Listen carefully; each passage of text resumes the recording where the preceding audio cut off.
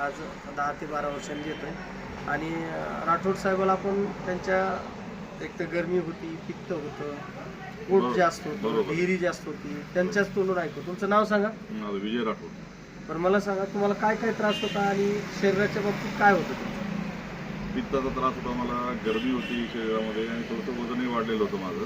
बरोबर. आता हे औषधामुळे मला बराचसा फरक पडला. माझं पित्तही कमी झाले, गरमी उष्णताही कमी झाली आणि प्लस माझी डेअरी कमी झाली, आकार म्हणून डेअरीचाही कमी झाला. डेअरीचा आकार कमी झाला, त्याच्यामुळं एकतर पित्त बी कमी झालं, गरमी बी. पण ह्याच्या अगोदर औषध घेण्याच्या अगोदर गरमी म्हणजे घाम कसा येत होता तुम्हाला? घाम म्हणजे कंटिन्यू घाम राहत असतं मला, म्हणजे रुमाल हातातच कंटिन्यू मी रुमाल ठेवू शकत होतो खाली आणि आता एकदम क्लिअर आहे. बरं दुसरी गोष्ट, ज्यावेळेस माझं औषध चालू केलं तुम्हाला वाटतंय का शरीरामध्ये डिटॉक्स किंवा पूर्ण पंचकर्म केलं म्हणून? हो, म्हणजे त्याचा इफेक्ट आहे. ते डिटॉक्सची गोळी सगळ्यात नंबर 1 आहे. म्हणजे डिटॉक्स आपण पोटा साफ करण्यावर काम करतं. पोट साफ राहणं आणि उष्णता कमी होऊन जाते. आणि तुम्ही काय करता म्हणजे औरंगाबाद संभाजीनगरला बाहेर गावी असता तुम्ही? हां, संभाजीनगरला मी कॉन्ट्रॅक्टर आहे. हां. संभाजीनगरला असतो मी बरं, आणि तुमचं वेळेवर सतत फिरतीवर असतो, साईटवर इकडं तिकडं, वेळी अवेळी जेवण.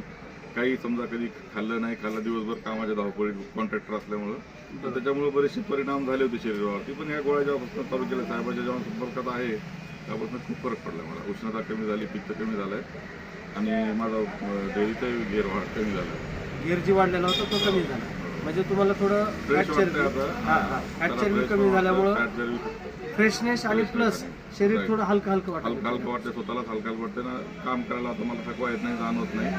म्हणजे पहिला थकवा पण येतो. थकवाही जाणवत होता पहिले. आता वजन जास्त असल्यामुळं, घाम चालू, पित्त वगैरे ह्यामुळं आता काय तर फ्रेश असल्यामुळं एकदा पोट फ्रेश आहे तर सगळं बॉडी फ्रेश आहे. बरोबर. पेट सफा तर हर कुछ रोग दफा.